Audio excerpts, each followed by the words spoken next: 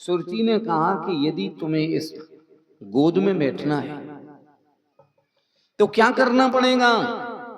तपसा माराध, तपस्या करना पड़ेगी और आराधना करना पड़ेगी। पुरुषम तस्यैवानु गृहेण वै, अनुग्रह करना पड़ेगा, प्रेम करना पड़ेगा। किससे? बोले तप से, परमात्मा से, आराधी देव से। बांधो से, ये खींच दो, उसमें गांठ लगा दो। तपसा माराध गर्भे तुम साधयात्मानम यदि छसी नृपाश शनम। भगवान से प्रार्थना करना पड़ेगी कि तप करो और तपस्या करके ये वरदान मांगो कि हमारा जन्म सुरुचि के उदर से, तब तुम राजा बन पाओगे। तब इस गोद पर बैठ जाओ। मां का मतलब क्या होता है?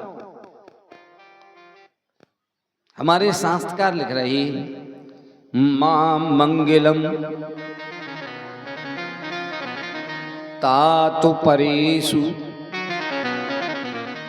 संसता भुक्ते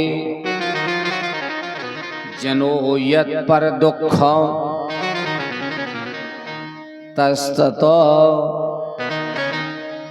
इधर देवी पुराण में लिखा है, क्या लिखा है? कुपुत्रो जायेत क्वचिदपि कुमाता न भवति। कुपुत्र पैदा हो सकते लेकिन माता कभी कुमाता नहीं होती। लेकिन आज लोगों को बुरा लग रहा है।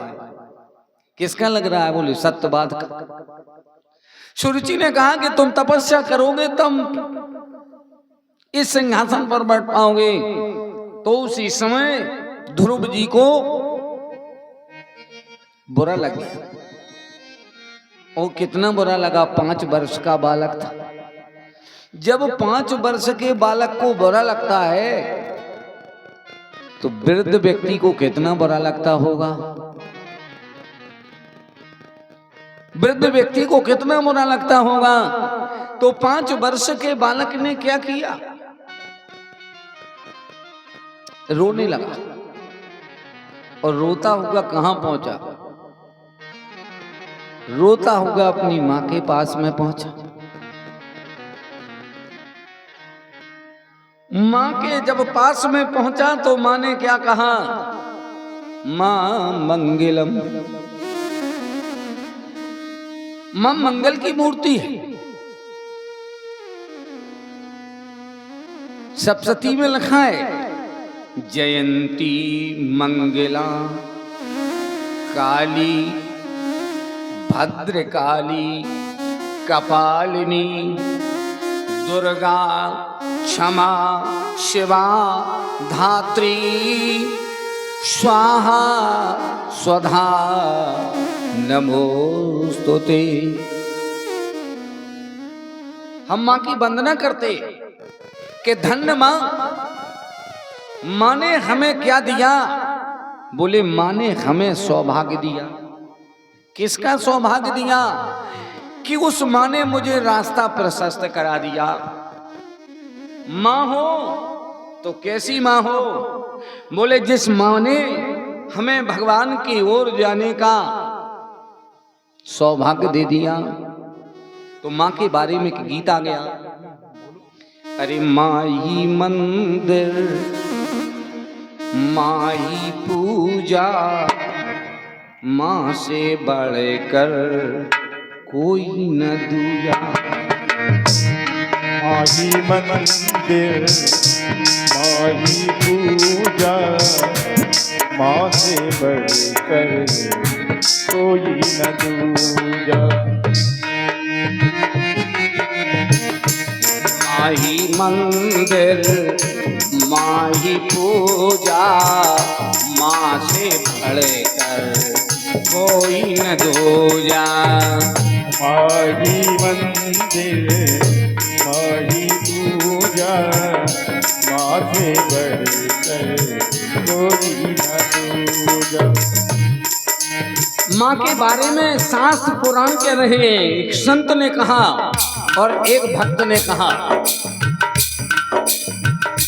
माँ के पुण्य से जगत बना है, माँ के पुण्य से जगत बना है, माँ को ईश्वर ने, माँ को ईश्वर ने माना है, माँ को ईश्वर ने माना है, और माँ को ईश्वर ने माना है। माही मंदिर माही पूजा, माँ से बढ़कर कोई न दूजा। माही मंदिर माही पूजा, माँ से बढ़कर कोई न दूजा।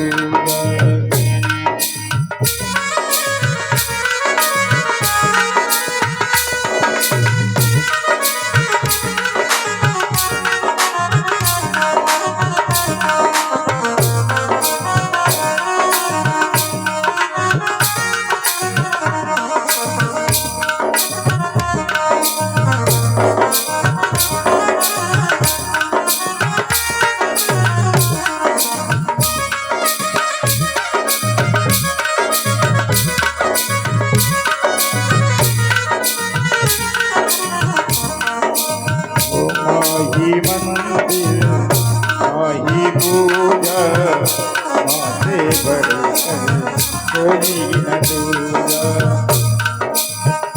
माँ की महिमा गाते हुए शास्त्र कह रहे हैं, माँ ममता का एक कलश है, माँ ममता का एक कलश है, जीवन ज्योति अमृत भरा है, जीवन ज्योति अमर भरा है।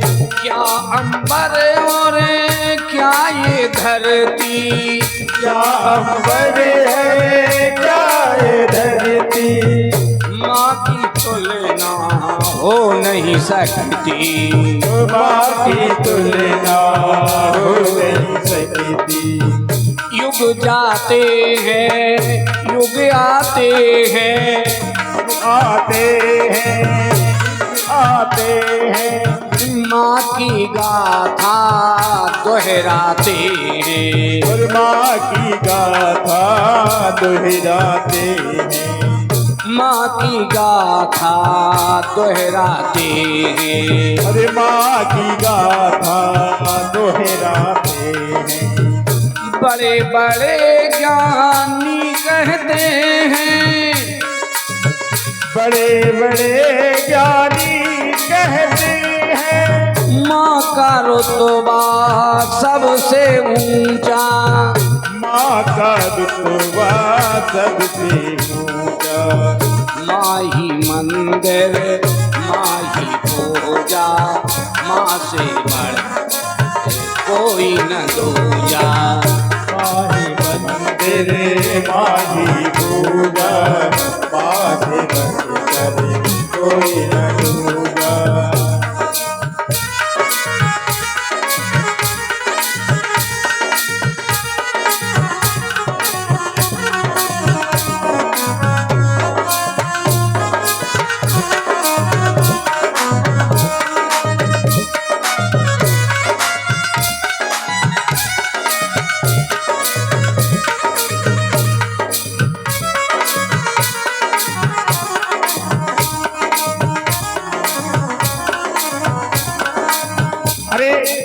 माँ की दुआ कभी खाली नहीं जाती, माँ की दुआ कभी खाली नहीं जाती, माँ की बात भगवान से टाली नहीं जाती। माँ की दुआ कभी खाली नहीं जाती, माँ की बात भगवान से टाली नहीं जाती। यूं तो 4 बच्चों को मजदूरी करके पाल लेती है माँ, लेकिन 4 बच्चों से आज पाली नहीं जाती है माँ।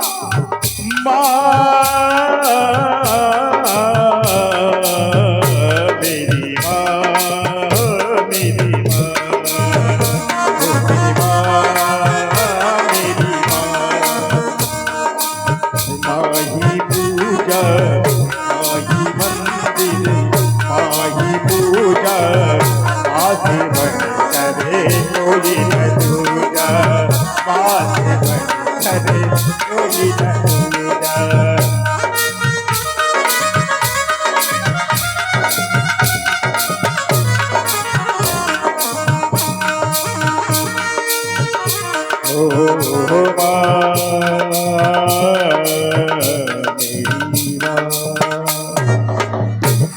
बड़ा सरल है कहना सुनना, कहना सुनना बड़ा सरल है, परंतु मां बनना बड़ा कठिन है। और मां का कितना सुंदर आख्यान लिखा है कि विमाता ने कड़वे वचन कहे, फिर जिस मां ने जन्म दिया वो मां क्या कह रही है? कहा मंगलम, मां ने तो तुम्हारे अमंगलों को दूर कर दिया। इसलिए क्या कहा मां ने? बोले मां ने सत्य भाषण कहा, जो भी कहा वो सत्य कहा। बेटा अभी तुम्हारी उम्र छोटी है, इसलिए आंखों में आंसू नहीं भरो, मां का कहना मान जाओ। जिसने माता का कहना माना तो पिता का वचन भी। पिता का क्या वचन? बोले पिताजी बोले ही नहीं, चुप रह गए। तो सहमति किसकी है? बोले पिताजी की। बड़ी गौर से सुनना है, पिताजी की क्या सहमति है? बोले माताजी ने धक्का दिया कि नहीं इस पर नहीं बैठोगे। पिताजी कुछ बोलते तो झगड़ा समाप्त हो जाता, पर पिताजी ने कुछ नहीं कहा, इसलिए पिताजी की भी राय। तो बोले चलिए। माताजी के पास में आए, जिनने जन्म दिया वो मां कहने लगी कि नहीं उनने बहुत अच्छा कहा, तो चल दिए। बोले कहां चल दिए? बोले मां के चरणों में प्रणाम कर। तो मां क्या कहने लगी? जन्म जन्म की मां दुखहारी, करके ये कोशिश है हारी। मां कोशिश करके हार गई। मां ने बहुत कोशिश की, भई बाबरी उलझ गई है, बच्चे का सुख ढूंढ रही है। आंचल में है दूध की नदियां और आंखों में नीर भरा है, और आंखों में नीर भरा है। सबको सहारा देने वाली कौन बने अब तेरा सहारा, कौन बने अब तेरा सहारा। तब उस बालक ने मां के चरणों में प्रणाम किया और कहा मां तुम्हारी भी इच्छा है तो मैं जाता हूं। बालक चल दिया। बालक जब चला तो नगर छोड़ा उसने, और नगर छोड़ करके जब जा रहा है तो उसे क्या होगा? एक सगुन हो गया। सुमेरे गजानन ने कीने पयाना, गजानन कीने पयाना, सुमेरे गजानन कीने पयाना, सुमेरे गजानन कीने पयाना। मंगल मूल शगुन भई नाना, मंगल मोले सगुन भई नाना। सुमेरे गजानन कीने पयाना, सुमेरे गजानन कीने पयाना। गजानन गणेशी का पूजन किया, उनका नाम लिया और चल दिए। तो सगुन हो गया। क्या सगुन हुआ? एक बार करे तले कर बीना, एक बार कर दीना, एक बार करे तले कर बीना, एक बार कर तले कर दीना, गावत हरि गुण नामो प्रवीणा, गावत हरि गुण नामे प्रवीणा, गजानन कीन पयाना, मंगल मोल सगुन भई नाना, गजानन कीन पयाना, मंगल मोद भये।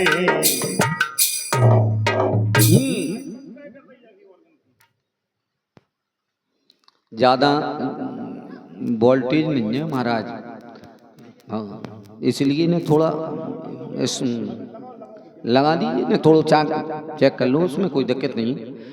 गजानन जी को प्रणाम करके और जब चल दिए, सगुन होगा तो दर्शन किसका होगा? बोले गान करते हुए चले आ रहे हैं नारद जी। नारद जी ने बालक की ओर देखा तो बालक का जो मुखमंडल था, उसकी जो आभा थी, वो आंसू भरे हुए थे।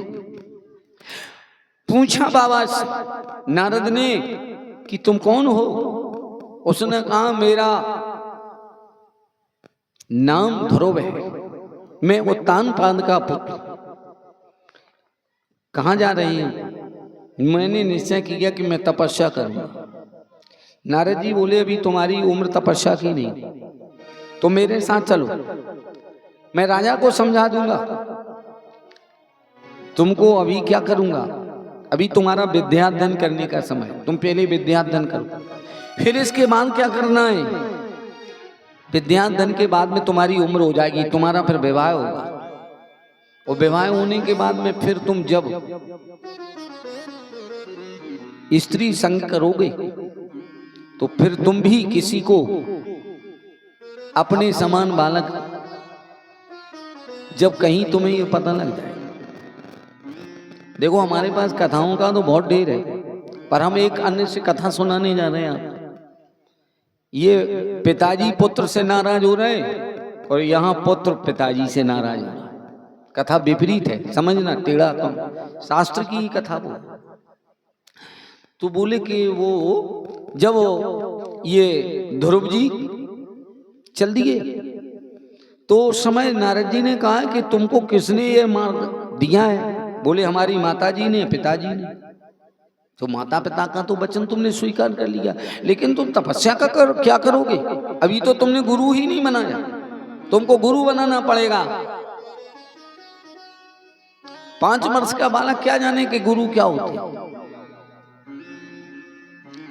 गुरु कैसे बनाना चाहिए, ये एक शब्द आ गया है।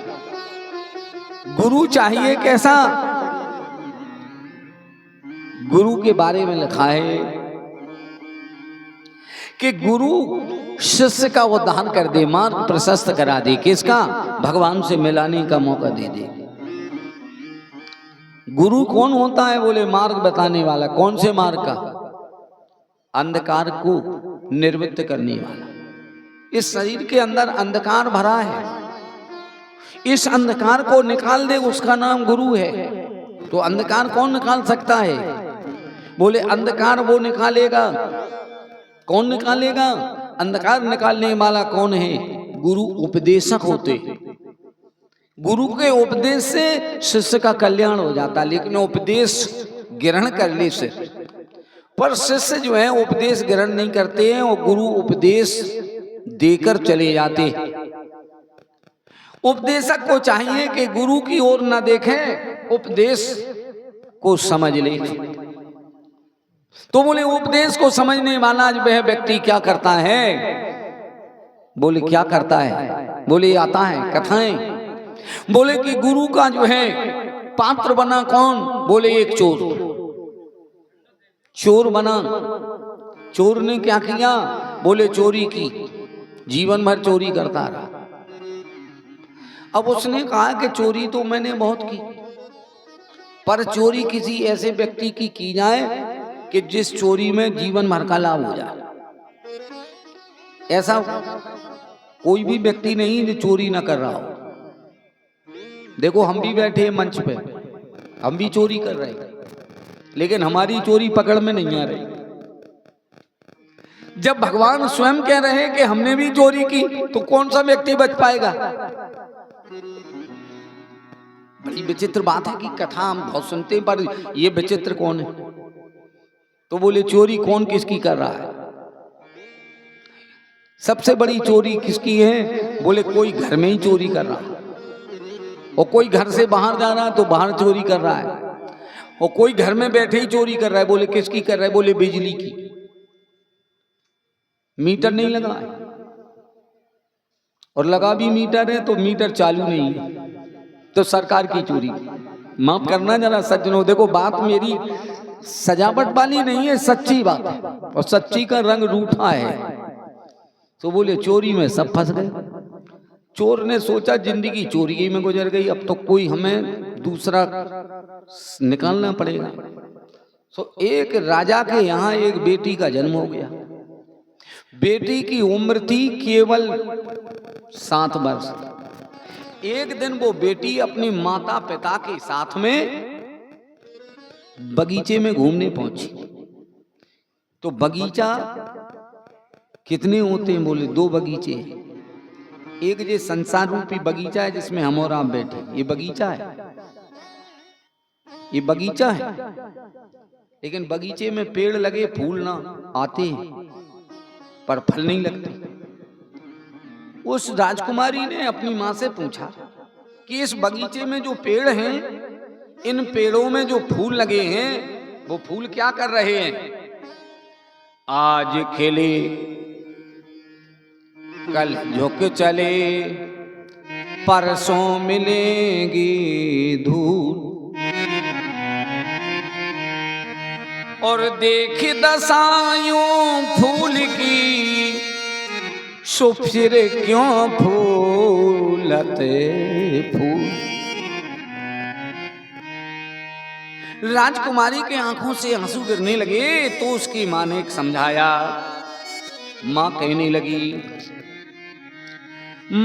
लगी बेटा, हम देखत सब जग गयो, और जग देखत हम जाए, और ऐसा सतगुरु ना मिला, पकड़ छुड़ावे वाहे। हमारे देखते हुए हमारे बहुत से दादा परदादा चले गए, और किसी दिन हम भी तुम्हें देखते देखते हम चले जाएंगे, और किसी दिन तुम भी संसार में नहीं रहेगी। तब तो उसे और बैराग हो गया। अब जब बैराग हुआ तो उसने क्या किया? बोले बैराग होने पर उसने कहा, तो बोली इसका कोई उपाय है क्या? बोले एक उपाय है कि ऐसा गुरु मिल जाए जो हमको इस बंधन से मुक्त करा दे। बंधन से मुक्त कराने के लिए जो है गुरु कैसा चाहिए? गुरु कुम्हार घट से है। गुरु कौन है? बोले कुम्हार। और घड़ा क्या है? बोले उसका चेला। कुम्हार ने बर्तन बनाया एक, और कैसे बनाया? गुरु कुम्हार घट से है, गड़े गड़े काढ़त खोट, और भीतर ते अब लंबे दे, बाहर मारत चोट। घड़ा तैयार हो गया चोट मारने से। तो उस राजकुमारी ने सोचा कि ऐसा गुरु हमको मिल जाए कुम्हार की तरह, हमको चाहे जितना कष्ट दे लेकिन भगवान मिल जाए। चोर ने सोचा ऐसा साधु का भेष बना लिया। उसे पता लगा कि राजा की कन्या गुरु की खोज में है, तो बोले फिर वो हमारी शिष्या बन जाएगी तो राजकन्या तो एक ही चेला से काम चल जाएगा। सो धनाढ़ व्यक्ति को शिष्य बनाने के लिए चोर चलने लगा। जब चोर चलने लगा तब उसी समय द्वार पर पहुंचा। कन्या अकेली थी, उसने जल मांगा कि जलम मिक्षसि। कन्या जल लेकर आई। चोर बोला तुमको पता है मैं कैसा ब्राह्मण संत हूं? बोले महाराज हमें पता नहीं। बोले तुमने दीक्षा ली है कि नहीं ली है? कि महाराज हमको पता नहीं दीक्षा क्या होती, किसी को गुरु बनाया कि नहीं बनाया। तो बोले हम तुम्हारा जल नहीं पिएंगे, हम जल नहीं पी सकते। उस राजकन्या ने सोचा कि ये बड़ा ऊंचा पहुंचा हुआ महात्मा है, तो बोले महाराज ऐसा ना करो कि आप ही हमारे गुरु बन जाओ। उस चोर ने कहा हमारा मंत्र राजमहल में नहीं दिया जाता है, तो महाराज सामग्री बताओ। बोले जितने कीमत आभूषण तुम्हारे घर में हो एक कपड़े में बांध के आ जाओ, घनघोर जंगल में हम तुम्हारा संस्कार करेंगे।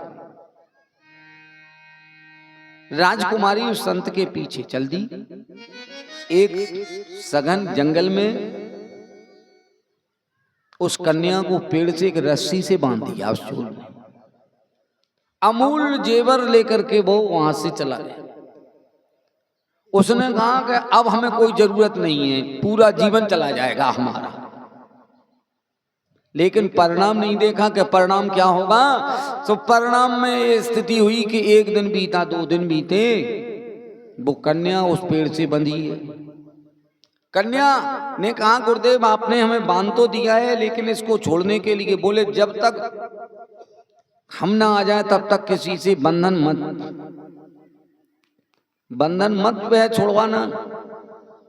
किसका बालका का प्राणायंत होने का समय आ गया। भगवान का सिंहासन डोला। भगवान नारद जी से बोले जाओ हमारा सिंहासन बार बार डोल रहा है।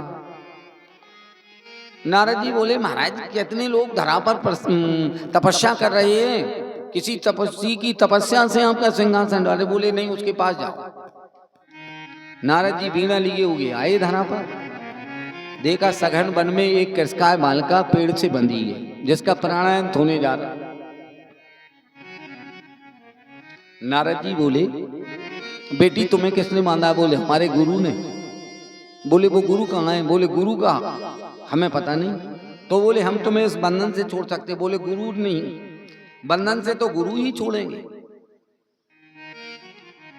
नारद जी भगवान से बोले कि वो मानने वाली नहीं है और उस बालिका की उम्र भी 7 वर्ष से ज्यादा नहीं है। भगवान बोले तो मुझे भी साथ में ले चलो। दोनों पहुंच गए।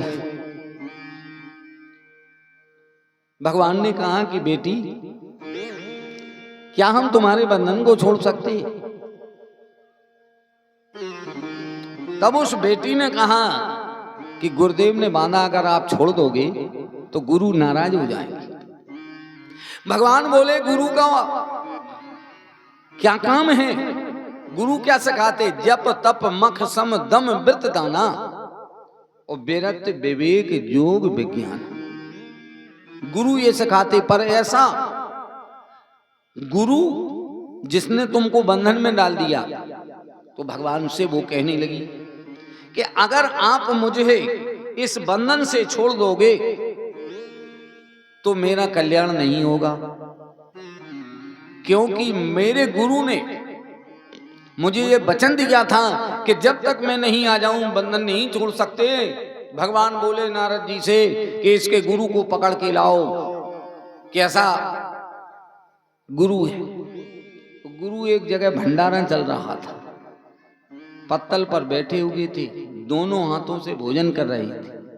आप लोगों ने देखा दोनों हाथों से भोजन कौन करता है? जिसको डर होता है, जिसको भय